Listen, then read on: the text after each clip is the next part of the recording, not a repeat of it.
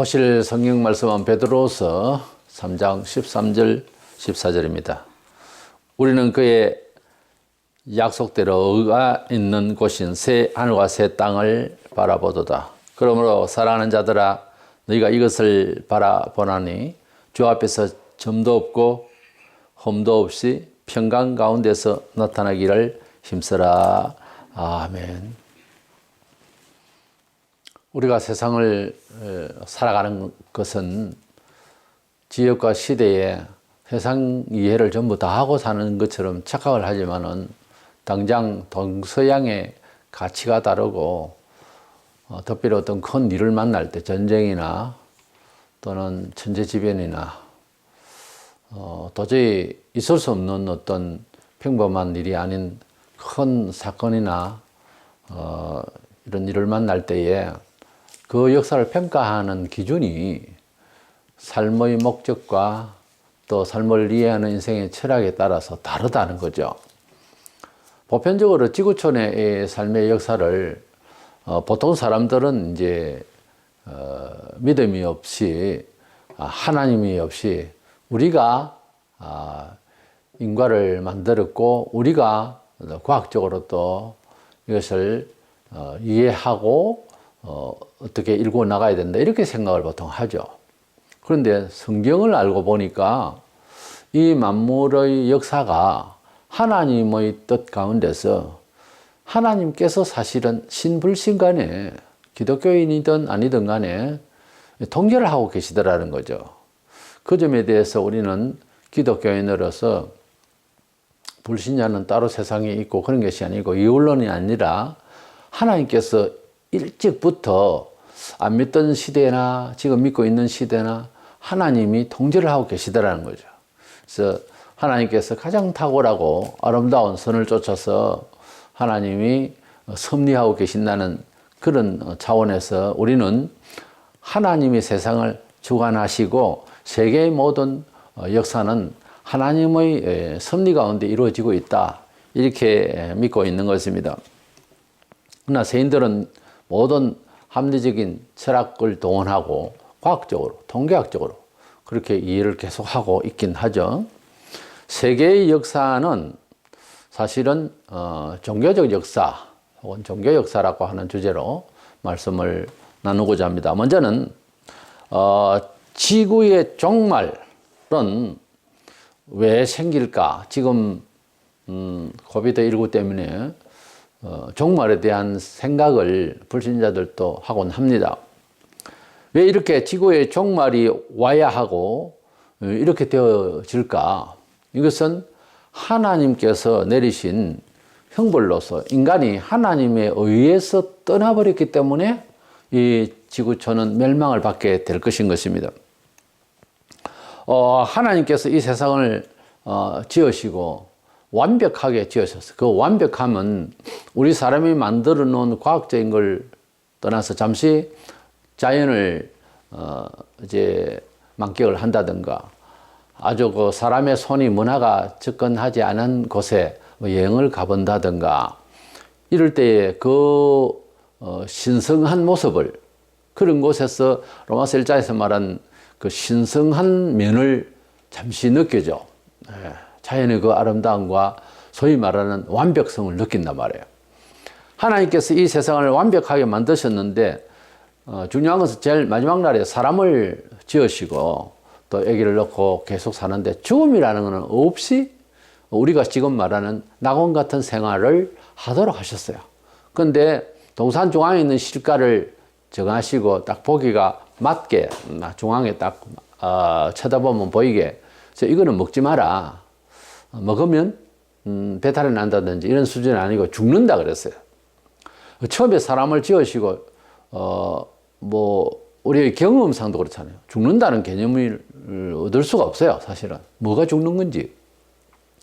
그리고 너무 좋은 낙원에서 그야말로 파라다이스에서 아담과 하와가 옷도 없고 그렇게 사는데 과연 죽음, 고통 이런 걸 알겠습니까?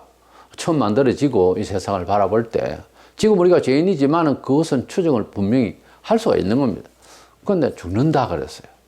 그러나 그 죽음이라고 하는 것은 생명의 단절이요, 하나님과의 단절이요, 이런 것에 대해서 얼른 모르지만, 우리 사람이 자랄 때 죽는 거 모르고 자라듯이 얼른 모르지만, 고통이 오고 삶이 어려워질 때 죽음이 뭐라는 것을 약간 연상을 할 수가 있는 겁니다.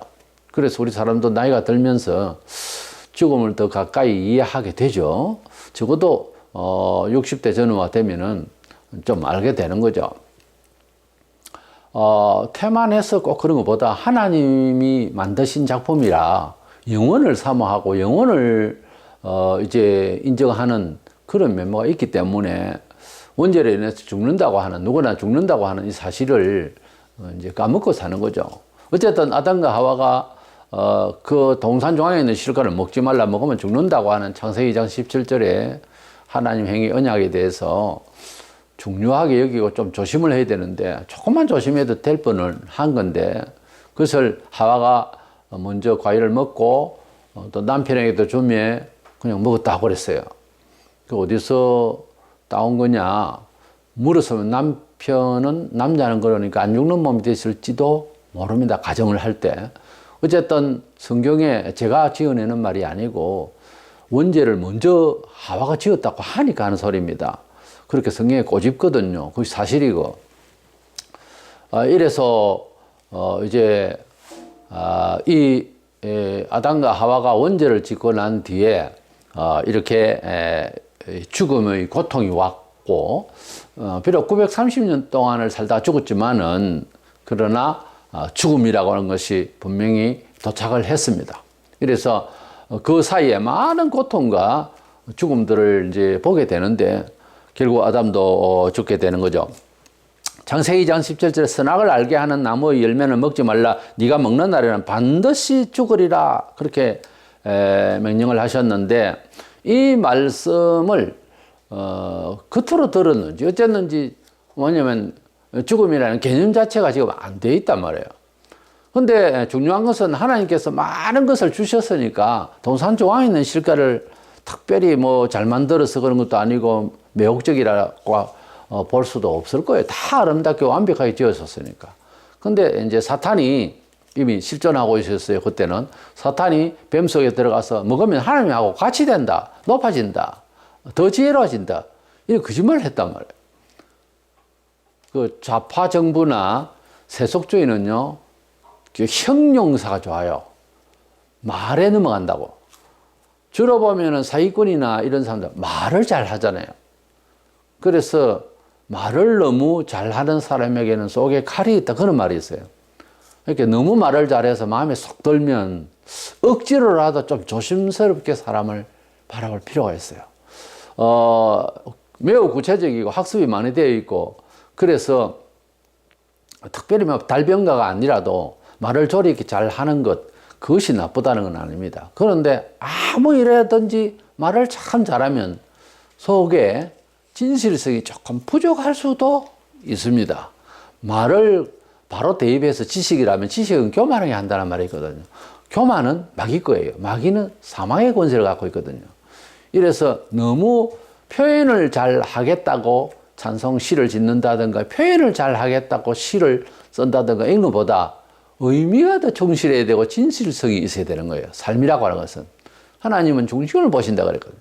좀 외모가 남들보다 보편적으로 볼 때에도 좀 못생겼다든가, 또는 신체적 구조나 뭐 이런, 또는 나아가서 학문이나 또는 집안의 어떤 문화적인 요소라든가, 이런 걸 가지고서 평가를 할 일이 없어요, 원래는. 예, 산꼭대기 살든지 바다에 살든지 하나님이 보시는 것은 사람의 양심과 진실성을 보는 거예요. 때문에 그런 거 가지고서 사람을 평을 할 이유가 없어요, 원래. 상당히 그 교만한 생각이고 오해거든요. 그런 습관이 없어야 됩니다. 이래서 이렇게 많은 고통이 왔는데, 지금까지 그 고통은 여러 가지로 번식이 되어서 지구촌은 사실상은 하나님께서 베푸시고 은총을 주신 모든 것들에 대해서 취급하는 게 이제 불편하게 되어버렸고, 모든 것은 우리에게 유익하게 하고 우리가 즐기며 다스리며 지키며 이렇게 해야 했던 이 지구촌의 모든 자연 만물과 문화가 이제는 원죄 그 이후로 그게 뿌리가 되어서 오만 죄가 다 이제 생겨나는 거예요. 이래서 죄로 말미암아서 이 지구촌은 고통이 아주 심화되고 있습니다. 말세가 되면은 이 지구촌의 죄를 끌고 가는 성경적 표현은 공중권세자원자, 이 연기죠. 이 지구촌의 모든 정신문화를 이끌고 가고 있는, 그래서 미혹하고, 물론 하나님이 지배 안에서 일을 합니다만, 이 사탄, 하나님을 대적한다는 한자 말로는 마귀, 이 마귀가 이제 때가 되어서 천사장 미가엘과 그 수하에 있는 천사들과 마귀와 그 수하의 귀신들하고 공중에서 대전쟁이 일어납니다. 말세가 되면은 우리 눈에는 이렇게 보이는 것이 아닌데, 거기에서 미가엘에게 패배해서 땅에 떨어져요. 땅에 떨어질 때 그냥 뭐 바다에나 어디 땅에 떨어 죽은 것이 아니라 이 세계를 지배하게 되는 세계적 통치자의 마음속에 쑥 들어가서 좌정을 해요. 그럼 이 사람은 일상에서도 대단한 사람이지만은, 왜냐하면 자연스럽게 인정해 줄 그런 이제 경우를 만들어야 되니까요. 일상에서도 괜찮은 아주 지도가 대단한 그런 사람 속에 들어가서 자기도 모를 정도로 어마어마한 능력의 사람, 지각의 사람이 되어서 세속을 타락시키고 멸망으로 이끄는 자요. 또한 특별히 마귀의 본성대로 하나님을 대적하는, 교회를 핍박하고 말살시키려고 하는 엄청난 성도들을 목을 베고 순교를 시키는 이런 사람으로 변신하게 되죠. 이것이 세상 종말이 다 돼갈 때, 몇 년 안 남았을 때 엄청난 교인들이 죽을 거예요. 그거 두렵지 않느냐? 우리가 안 두려워서 예수 믿는 것 같습니까, 지금? 예수 믿는 일상 지금의 생활에도요, 제대로 딱 믿으면은 모든 것이 도전되고 있어요. 누구로부터? 자기 주변 식구로부터 도전받는다니까요. 믿음으로 내가 산다고 하는 정신을 딱 가지고 믿음의 옷을 딱 입으면 가장 가까운 사람과 이웃부터 도전이 된다니까요. 그렇지는 않습니다. 그 말은 별 믿음의 생활 안 한다는 말하고 똑같은 말이에요. 근데 그것을 믿음으로 이겨나가고 이렇게 이제 전진해 나가다가 보면은 평강을 얻고, 이제 함부로 속 사람을 못 건들죠, 주변이. 왜냐하면 저 사람은 하나님을 의지한다. 이것을 알게 되면 이제 더 큰 시험이 올 때는 한번 건들고 침범하고 막 그런 말과 행동과 여건을 막 이제 도전을 하겠지만, 그러나 웬만한 일에는 이제 저 사람 예수 믿는 사람 손 안 대죠. 그래서 그런 것이지 도전받고 있는 거거든요. 이래서 말세가 되면은 적그리스도의 마음속에 들어가서 기독교인들을 엄청 핍박하는데, 그때 가면 어떻게 우리가 살까? 그래서 그냥 공중으로 날아 올라가야 되지 않겠느냐. 그게 휴거론이거든요. 예수께서 오시기 전에는 절대 못 날아 올라갑니다. 예수님은 두 번 강림하는 게 아니에요. 공중에 왔다가 땅에 왔다가, 그 안식교에서 이단들이 하는 소리고요. 우리가 정통신학적으로 성경 보편 진리에서는 예수님이 한 번 단회적으로 재림한다고 그랬어요. 그래서 예수님께서 재림하실 때는 공중에 가서 모시고 이제 땅으로 내려오게 되는데, 그래가 이 세상을 평정해서 천년왕국을 이루다가 영원한 천국으로 다시 가게 됩니다만은, 그렇게 핍박이 오고 힘들게 될 때는 어떻게 할 것인가? 그걸 걱정을 하는 사람은 지금 세월을 사는 것도 신앙생활을 제대로 못하고 있는 거예요. 신앙생활을 제대로 하려면 핍박도 있고 어려움도 있지만 승리도 있거든요. 그때 가면 그때에 맞는 신앙을 주신다고요, 하나님께서. 그때에 맞는 신앙을 안 주시면 못 일어나죠. 못 살아가죠. 아예 다 쓰러지고 마는 거죠. 그러나 그때도 믿음을 주시는 걸로 되어 있어요. 예, 그래서 우리는 미래를 걱정하고 염려를 하지 말라고 그랬는데, 성경에 그 말씀은 그 때마다 살아나갈 어떤 하나님의 보호하심과 이끄심과 하다못해 목을 걸고 성교적 신앙으로 승리해 나갈 수 있는, 마침내 죽을 수도 있어요.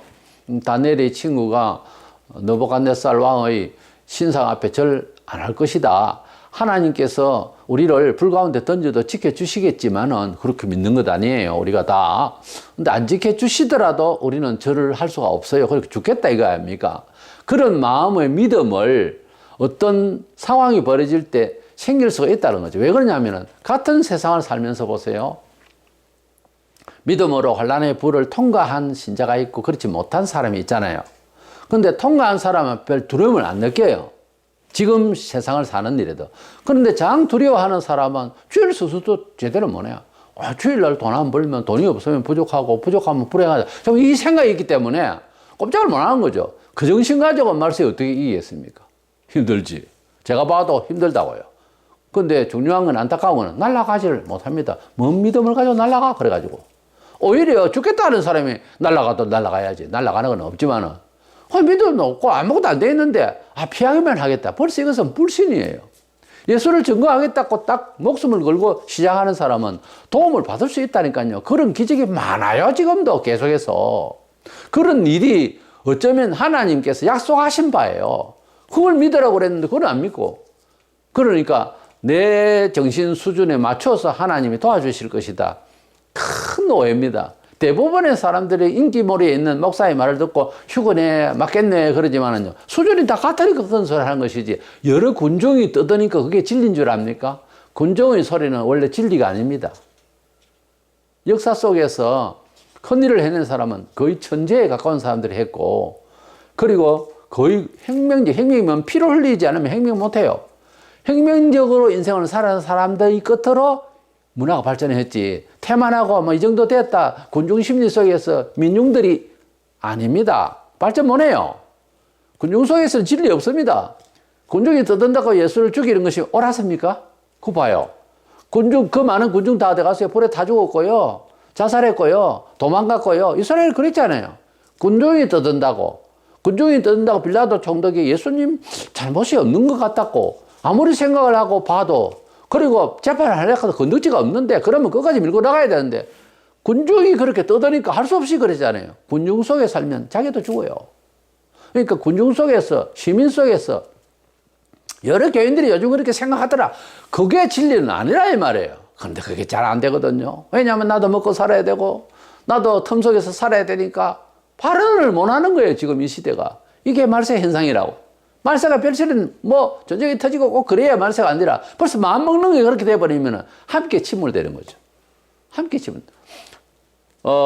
안타까운 이야기지만 세월호 사건만 아니라 저는 농어촌을 자락해서 배가 침몰한 걸 내가 볼 수가 있었거든요. 작은 돛담배도 이렇게 침몰할 때 그냥 갑자기 꽝 아니고 스르르 침몰합니다. 작은 배라도 침몰하면. 우리가 늪에 빠지는 것처럼 우리가 이 말세를 살면서 일상의 생활에서도요, 남들이 하는 세속적인 일에 관여를 하고 거기 좋다고 이렇게 빠지다 보면 덜컥 빠지고 충격이 오는 것이 아니라니까요. 이슬에 옷 젖듯이 가랑비에 옷 젖습니다. 차츰차츰 해가지고서 나중에 헤어날 수 없을 정도로 그냥 쑥 빠져버려요. 이게 무서운 거라니까. 야금야금 바늘 도둑이 소도둑 된다는 거 아시죠? 그래서 우리가 이 시대를 살아가면서 적그리스도가 나타날 날이 점점 가까운 이때에 모든 종교계, 정치계에 또는 일반 문화계, 예술계에 지금 점점 파고드는 내용들을 아시잖아요. 완전히 세속화되고 타락 문화가 되고 이것이 하루아침에 된 건 아니라고요. 이것을 받아들일 수 있는 것을 이 모양 저 모양으로 놀린 거죠, 교인들을. 그래서 교회가 동성애를 주장하고 난립니다. 목사가 그러고. 이게 처음부터 그렇게 된 거는 절대 아니에요. 조금씩 그만 일러가지고서 목사가 잔소리를 한다, 그러려면 모르겠는데, 세속적이다 싶은 것은 모양도 내지 말고 말도 입에 붙이지 말라고 그래, 성경에. 왜 그러나 하면은 그런 거 하나하나 덕지덕지 붙어가지고서 타락하거든요. 그 믿음의 비밀을 모른다 말입니까, 아직까지? 그 세속주의의 성향을 띤 모든 문화의 사료들은 일단 제거하는 것이 좋습니다. 다른 일에 방해를 받는다고. 아직도 내가 잊지 못하는데, 고등학교 같은 학교 친구는 아니지만은 그 친구가 그런 말을 했어요. 미술 시간에 이제 좀 자유롭잖아요. 영어 수학 시간보다. 그래서 좀 놀고 그랬더니 선생님이 아주 나무랬다는 거예요. 왜 그만 일에 때리고 미술 시간이고 음악 시간 좀 즐겁게 하지 그랬을까? 친구도 그랬는데, 그게 아니고 선생님이 미술 시간에 이렇게 놀면 다른 시간도 논다는 거지. 그 친구가 그 말을 했는데, 아, 그렇구나. 다들 이래. 나는 평생을 못 했습니다. 그 말을. 우리가 하나님을 잘 믿겠다는 데 있어서 일상의 모든 은행심사에서 이거는 따로 놀고 저건 잘해야 되고 주일날은 교회에서 거룩한 옷 반드다 입고 예배당 가면 되고 일상에서는 이렇게 될 수 있다는 거지. 일상에서 모든 것이 연관이 된다는 것을 알고 경건해야 됩니다. 일상에서. 지구의 이 종말은 왜 오는가? 하나님께서 지구를 만드시고 우주를 만드시고 사람에게 이렇게 잘 살게 하셨는데 원죄로 인해서 그 이후로 계속 또 범죄를 하니까 이거로 인해서 이 지구처럼 고통 가운데 있고 이 고통은 그냥 생긴 게 아니고 자연스러운 게 아니고 얼마든지 하나님은 능력이 있으시기 때문에 한쪽에는 비가 와도 한쪽에는 비가 오지 않게도 하실 수가 있어요. 이스라엘 백성이 피한 데는 거기에 화가 없었잖아요. 하실 수가 있는데 이렇게 온 것은 하나님의 행벌이라는 거죠. 과학적으로 통계적으로 그냥 자연적으로 그렇게 생겨난 것이 아니고 인과에 있어서 하나님이 벌을 하셨다니까요. 그리고 말세에 나타날 저그리스도의 대환란과 우리의 고통과 우리의 죽음까지 개인적인 죽음과 지구촌의 모든 사망이 뭐냐? 하나님의 형벌이지 하나님의 간섭이 이제 저절로 되는 것은 아니라 그 말이에요. 그렇기 때문에 우리가 일상에서 어떤 일을 만날 때 어떤 일을 꽝하면 하나님도 무심하시지 딴 소리 하지 말고 왜 이렇게 됐는지를 추적에 들어가면 죄 때문에 그래요. 90%입니다. 90% 이상 죄 때문에 그렇다니까. 특별한 하나님의 어떤 섭리 아니면 죄 때문에 맞았어요. 그리 알고 회개를 해야 됩니다. 회개하는 거하고 지금 이 고치는 건 뭔 상관이 있어요? 그 상관이 있어요. 왜? 역사의 주도자를 하나님을 알기 때문에 우리는 알아야 되기 때문에 어떤 일을 변조하고 우선 사람을 변화시키는 것부터 시작해서 어떤 일을 꾸며나가는 데 있어서 기획을 하고 반성을 하고 또 어떻게 처세를 하려고 할 때에 하나님 앞에 복을 받도록 하나님의 형통을 받도록 그릇을 깨끗하게 해야 되는 거예요. 그것을 수용할 수 있는 준비의 사람으로 만드는 회개라는 거죠. 회개를 해야지 회개를 안 하고 자꾸 그 일을 또 수단을 부려봤자 완성하지를 못해요. 이래서 세계의 역사는 종말까지 하나님의 형벌이고 하나님의 간섭이다. 이렇게 세계사적으로 종교의 역사로 하나님을 생각을 하면서 이해를 할 때 우리가 사회적으로 말할 때는 종교의 역사의 그 끝이고 시작이고 끝이지 특별히 고난을 이해할 때 우리 사람의 그냥 되어진 일은 아니다. 이렇게 봐야 됩니다. 두 번째 생각하는 것은 이 지구촌의 이 죄와 이 텀바구니 속에서 사람이 아무리 과학을 하고 해도 안전이 안 와요. 과학을 만들어 놓고 과학에 놀래고 두렵고 그렇습니다. 근데 하나님께서 이제 이 모든 사정들을 우리는 그렇게 경험을 하고 통계를 낼 때 희망이 없는 지구촌인 줄로 알게 하실 것이고 또 알고 있고 이런 차원에서 하나님은 천국과 지옥을 새로 만드셔서 그래서 영원한 천국과 영원한 지옥으로 사람을 보내시게 됩니다. 하나님께서 이 세상을 지으시고 뭐 잘못 지어서 그런 것이 아니라 우리가 죄를 지어가지고 이 세계는 이제 어느 선까지는 가다가 없애야 되겠다 이런 계획을 가지고 계셨죠. 그래서 천국을 바로 만드시고 지옥도 만드셨습니다. 우리가 이 지구촌의 어떤 대형 사건을 보면은 노아의 시대 때에 노아의 8식구만 구원받고 온 세상의 사람 다 죽었다고 되어 있어요. 전설 같은 이야기 같지만 그건 사실입니다.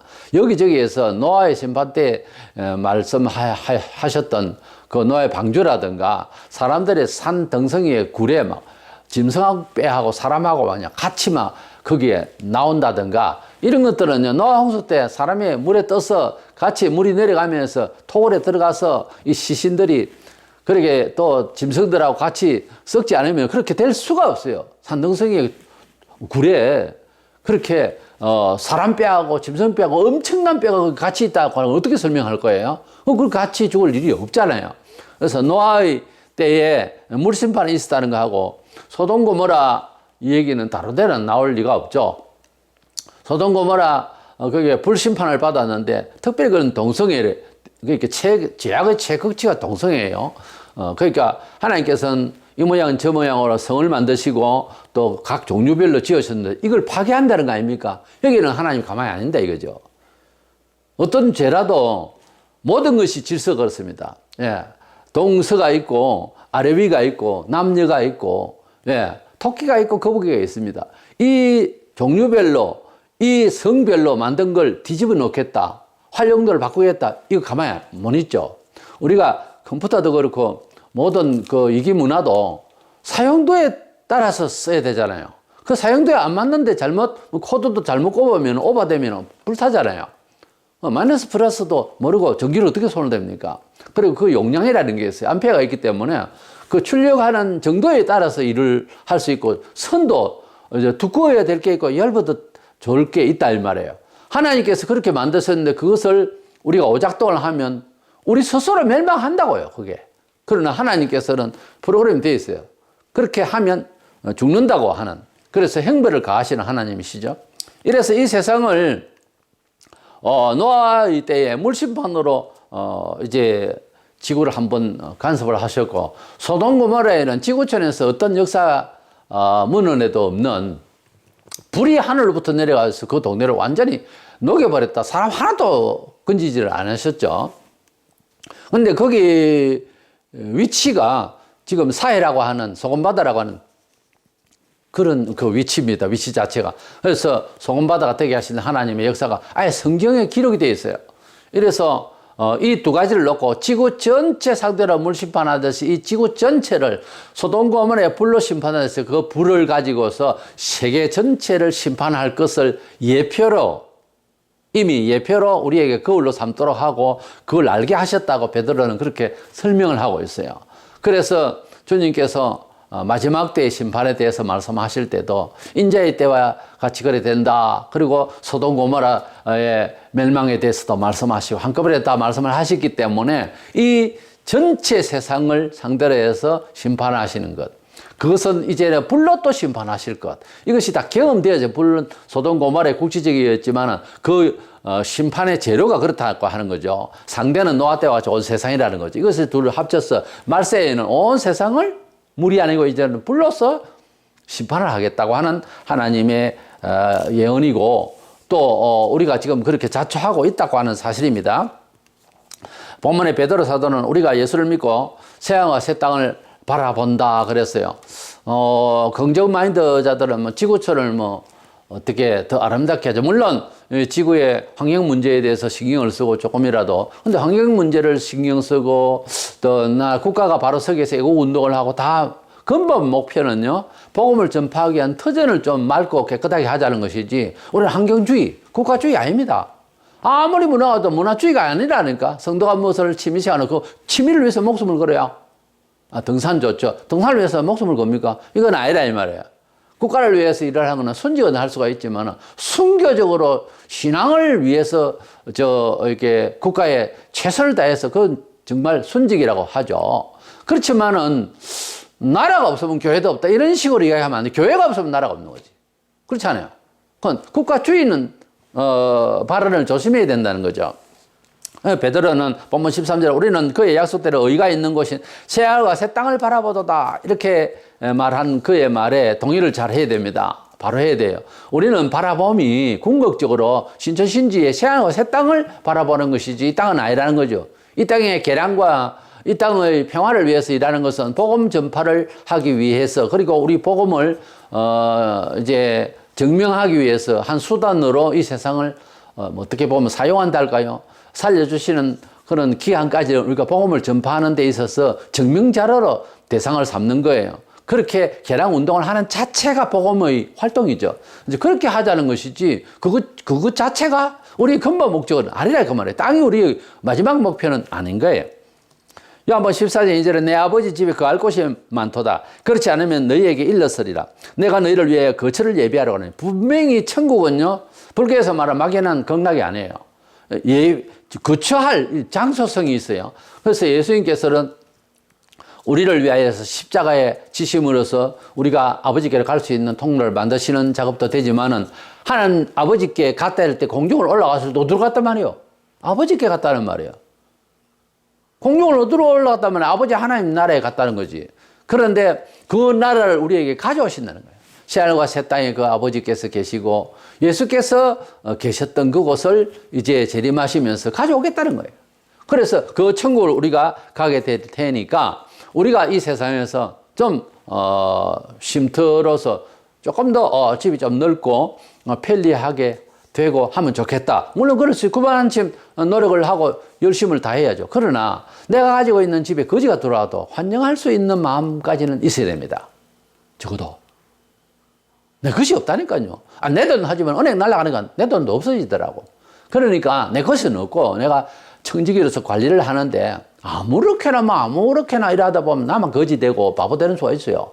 그러나 그것이 아니고 하나님의 뜻을 반영을 하는 가운데서 가진 것, 모든 실력것 다 봉사하라고.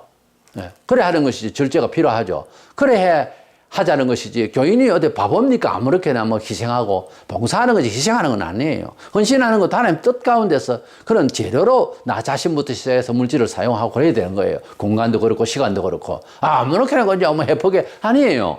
하나님 나라를 위해서 민주주의 국가의 사유재산 제도니까 자기 가지고 있는 것과 모든 것들을 청지기로서 집사로서 역할을 한다 이렇게 생각을 하는 것이 문화를 취급하는 첫째 번째의 자세입니다. 내 것이다. 그래서 갑질하고 좀 있다. 그거 아니에요. 그거 아니라니까. 언제 당신 건데 그 다음날 아침에 당신 영혼 데리고 가면 당신 거 뭐 있어요? 없다니까. 실제 죽는 사람이 하루에도 여러 명이 있어요. 얼마나 많은 사람이 죽는지 몰라. 갑자기요. 그거 보세요. 미래에 어떻게 보면 인생은 어떻게 보면 내일이 없어요. 내일이 없다니까. 하나님하고 동행하다 부르면 가는 거예요. 모세가 아파 죽은 거 아닙니다. 눈이 총총했다 그랬어요. 근데 데리고 가려니까 바로 데리고 가셨다고요. 멀쩡한 사람을. 그러니까 인명재천이에요. 하나님이 생명을 붙들고 계신다고요. 그것쯤은 알고 인생 살자고요. 우리 하나님께서는 이 세상을 너무나 불쌍히 여기셔서 계속 유보를 하셨는 때가 되면은 이 세상은 없이 하시고 영원한 하나님의 나라와 영원한 지옥의 행벌의 세계로 이제 지구촌의 심판 중에서 마지막 심판을 하게 되는 것입니다. 그때부터는 심판이고 계락이고 문화가 없어요. 영원한 천국과 영원한 지옥을 가버립니다. 이제는 더 이상 기회가 없는 거예요. 그래서 새 세계를 만드시고 근데 지옥은 왜 만들었을까? 사랑의 하나님인데. 그렇죠. 근데 지옥은 원래 만들 때 하나님께서 사람을 집어넣으려고 한 거 절대 아닙니다. 아닙니다. 마귀와, 왜냐면 우리 눈에 지금 안 보이는 마귀와 그 사자들, 귀신들, 이것들이 엄청나게 저 별의 3분의 1이 마귀입니다. 말하자면 수요가. 그러니까 이것들을 보내기 위해서 만드셨다고 마태복음 25장 41절에 또 왼편에 있는 자들에게 이르시되 저주를 받은 자들아 나를 떠나 마귀와 그 사자들 위하여 예비된 영원한 불에 들어가라. 여기 보면 마귀와 그 사자들 위하여 예비한 영원한 지옥불로 말씀하고 있습니다. 그러니까 오른편에 구원받은 자, 성도들 아닌 불신자, 죄인들을 보내실 때 왜 우리가 여기에 가야 됩니까 하는 걸 지금 미리 우리가 질문을 한다면 마귀와 그 사자들을 예비한 곳으로 가야 된다는 거예요. 왜 가야 되는데? 하나님보다 마귀를 좋아했으니까 따라가야지. 당연하잖아요. 당연하지. 마귀 따로 있고 우리는 지옥 반, 천국 반 그런 동네는 없을까? 없습니다. 없어요. 캐톨릭에는 그 중간쯤 뭘 만들어 놓고 연옥이라고 해서 단련을 잘 받으면 또 좀 잘 갈 수 있고 교인도 그 사람 위해서 헌금을 좀 많이 하면 또 갈 수 있고 이딴 소리를 해가지고 돈벌이를 하고 그랬는데 중세기에 있던 일이 그 위에도 또 있었어요. 그래서 속죄표라고 표를 팔고 이거 완전 미신이죠. 없는 이야기를 지어낸 거. 지금도 교회에서 없는 이야기를 많이들 지어냅니다. 멀쩡한 교회에 멀쩡한 목사가 설교를 잘 하는 것 같아도 지어내는 말이 수두룩해요. 그 성경에 없는 소리를 한다고 자꾸. 사람만 마음 편하게 여러 회족이 듣기 좋은 것. 여러 회족이 진리예요? 여러 회족이 같이 눈물을 흘리면 가슴을 치는 소리를 해야 되는데 여러 회족이 듣기 좋게 하다가 같이 멸망한다고. 성경만 이야기해야 돼요. 성경의 본질적인 진리의 원래대로의 말만 듣고자 해야 돼요. 또 좀 가슴 아프지만 자존심 상하지만 예배 때만은 그렇게 해야 된다고. 최소한 말씀을 들을 때만은 그런 마음으로 들어야 된다니까. 말씀 들을 때 내가 낸데 하고 폼 잡고 앉아가지고 무슨 예배가 돼요? 예배는요 하나님 앞에서 제사라는 뜻이에요. 죽는다 이 말이야. 제물이 돼서 딱 갈라서 완전히 벌려서 하나님 앞에 태우려고 하는 순간이 예배예요. 원래 예배의 기원이 제물을 드리는 순간이라니까. 마음만은 그것도 모르고 예배가 축제다, 예배는 뭐 잔치다. 아닙니다. 오해예요. 그렇게 하나님 앞에 잘 드리고 내 마음을 들고 내 양심을 들고 내가 회개하면 기쁨이 오니까 자치다 그 말이지. 예배의 시작은 그게 아니에요. 그러니까 예배 전에 와서 살피고 예배 전날부터 살피고 회개할 걸 회개하고 그렇게 하는 거예요. 그게 하나님 앞에서 은총 받을 그릇이에요. 그 경험을 해보시라니까. 내가 낮아지고 겸손하고 회개하고 난 뒤에 받은 은총이 없는 사람이 없고 그 경험을 한 사람은요, 그게 진짜다. 진짜 은총 받는 길이다라는 것을 알아요. 그걸 안 해본 사람은 몰라. 은총 따로 있고 회개 뭐 따로 있고. 그거 아닙니다. 우리가 하나님을 바라보는 성도로서 신천신지를 우리가 궁극적 목적을 합니다. 이 세상 사람들에게 우리의 집이 되는 천국을 자랑하면서 그것을 소개하면서 참 가기가 바쁜 세상입니다. 우리가 사람을 만나서 불신자든 누구든 입만 열면 천국 이야기, 입만 열면 하나님의 은총과 벌에 대해서, 입만 열면 내세에 대해서, 입만 열면 구원에 대해서, 입만 열면 예수에 대해서 이 이야기만 해도 사람 만나서 교제하고 말하는 시간도요. 친구들끼리는 늘 만나지만 그거 참 바쁜 세상에서 어렵습니다. 딱 만나면 할 이야기가 많이 있지만 천국 이야기, 예수 이야기, 진짜 축복 이야기, 진짜 사후에 대한 이야기, 우리 생명 건져는 이야기, 그거만 해도 바쁜 세상이라니까 지금. 네. 이래서 우리는 세계 역사를 이해할 때 우리 자신부터 이론론적으로 세계 역사가 불신자 있고 우리 있고 그게 아니에요. 하나님께서 역사하실 때 간섭하신다고요. 잘 먹고 잘 사는 것 같고 종교가 다른 국가는 저건 자기 나름대로 문화가 아니에요. 행벌 가운데 있다고. 알고 보면 행벌 가운데 있어요. 하나님께서 간섭하신다고요. 이것 따위 저것 따위 그냥 착하고 그냥 열심히 산다. 그래도 그것은 원죄에 인해서 저주받은 영으로서 힘들게 산다고. 이 세상 힘 안 든 사람이 어디 있어? 그 자체가 벌이라고. 야만 3장 19절. 벌 가운데 있다고요. 이 세상은. 하나님께서 이 세계를 주도하시고 믿는 자에게 우리를 기다리시는 천국의 하나님께서 우리에게 새 하늘과 새 땅을 준비하시고 안 믿는 자는 지옥 현벌을 아예 모르고 사는데 꼭 가야 하는, 반드시 가야 하는, 때가 되면 반드시 가야 되는 이런 상황에 절명의 그런 운명을 타고 이 지구촌에 나섭니다. 기왕에 태어나서 무조건 그 발걸음은 교회로 와야 되고 무조건 눈을 열면 성경을 봐야 되고 입을 열면 찬송이고 하나님 복음을 말하는 사람이 돼야 되고 무조건 귀를 가졌으면 복음을 들어야 되는 거예요. 예? 힘이 있으면 주를 위하여 써야 되는 거예요. 이래서 우리가 이 세계 역사는 종교 역사다. 이 세계 역사는 정확하게 말하면 하나님 역사다. 이런 역사관이 분명해서 그리스도인은 많이 바뀌어야 되는데 개념이 역사관이 바뀌어야 됩니다. 우주관이 바뀌어야 되고 인생관이 바뀌어야 되고 가치관이 바뀌어야 되고 삶의 문화관이 바뀌어야 되고 취미관도 바뀌어야 됩니다. 심지어 취미도 바꿀 수 있어야 돼요. 그래서 하나님께서 원하시고 귀하게 보시는 것은 나한테는 이게 취미가 안 맞아도 나중에 좋아져요. 근데 내 좋은 대로 우리 좋은 대로 살다가 다 멸망한다고 갔다 가면 조심해야 돼요. 이 말세에 하나님 뜻이 아니면 무조건 하고 비켜서야 되는 거예요. 무조건 하고.